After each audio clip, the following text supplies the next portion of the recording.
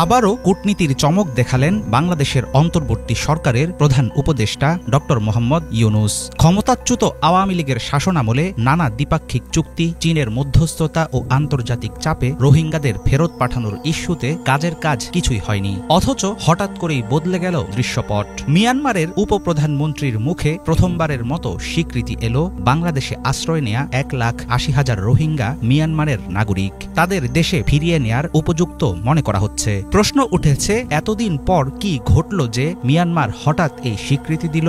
সাবেক সরকার যেখানে বারংবার ব্যর্থ, সেখানে ড ইউনূস কিভাবে ঘটালেন এমন অগ্রগতি?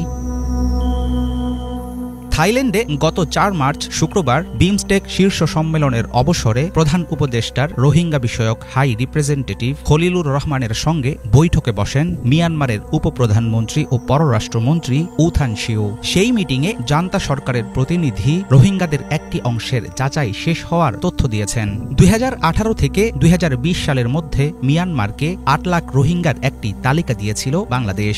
ওই তালিকার মধ্যে এই পর্যন্ত 1,80,000 রোহিঙ্গার ব্যাপারে শেষ হয়েছে যাচাই বাছাই। চলমান রয়েছে আরও 70,000-এর ভেরিফিকেশন। এদের বাইরে বাকি 5,50,000-এর কার্যক্রমও দ্রুতগতি পাবে বলে আশ্বাস দিয়েছেন মিয়ানমারের পররাষ্ট্রমন্ত্রী।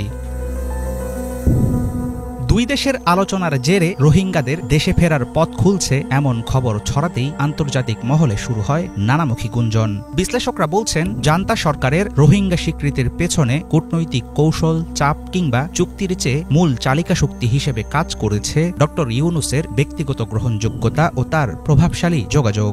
সাবেক প্রধানমন্ত্রী শেখ হাসিনার আমলে 2 বার প্রত্যাবাসন চুক্তি, চীনের মধ্যস্থতা, ত্রিপক্ষীয় বৈঠক ও জাতিসংঘের প্রস্তাব সব মিলিয়ে বাংলাদেশ আশাবাদী হয়েছে ঠিকই, কিন্তু বাস্তবে একজন রোহিঙ্গাও ফিরতে পারেনি রাখাইনে। মিয়ানমার বাংলাদেশের শীর্ষ পর্যায়ের বৈঠকের জেরে এক ঝটকায় প্রায় 2 লাখ রোহিঙ্গার নাগরিকত্ব নিশ্চিত হওয়া একটি ইতিবাচক ও গুরুত্বপূর্ণ কূটনৈতিক অর্জন।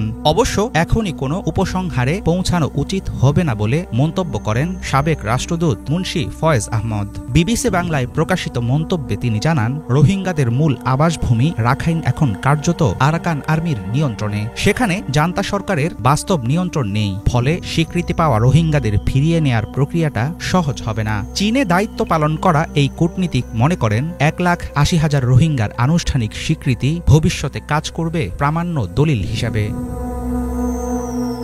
2017 সালে চীনের মধ্যস্থতায় শুরু হয় রোহিঙ্গাদের ফেরত পাঠানোর আলোচনা। প্রথম ব্যাচ পাঠানোর কথা ছিল 2018 সালের নভেম্বরে। 2019 সালেও নেওয়া হয় নতুন উদ্যোগ, কিন্তু নাগরিকত্বের নিশ্চয়তা না থাকায় ফেরত যেতে চায়নি রোহিঙ্গারা। 2021 সালে মিয়ানমারে শুরু হয় সামরিক অভ্যুত্থান। ক্ষমতায় আসে জান্তা সরকার। আরও অস্থিতিশীল হয়ে ওঠে রাখাইনের পরিস্থিতি। এর জেরে 2023 সালের শেষ ভাগে নতুন করে রোহিঙ্গা ঢল নামে বাংলাদেশে। রোহিঙ্গাদের দেশে ফেরত পাঠানো এখনও বহু দূরের বিষয় হলেও আশা দেখাচ্ছেন ড ইউনূস। স্বীকৃতি পাওয়া 1,80,000 রোহিঙ্গা আদৌ ঘরে ফিরতে পারে কিনা সেদিকে থাকবে আন্তর্জাতিক মহলের দৃষ্টি। হাফিজুল ইসলাম, বাংলা ভিশন।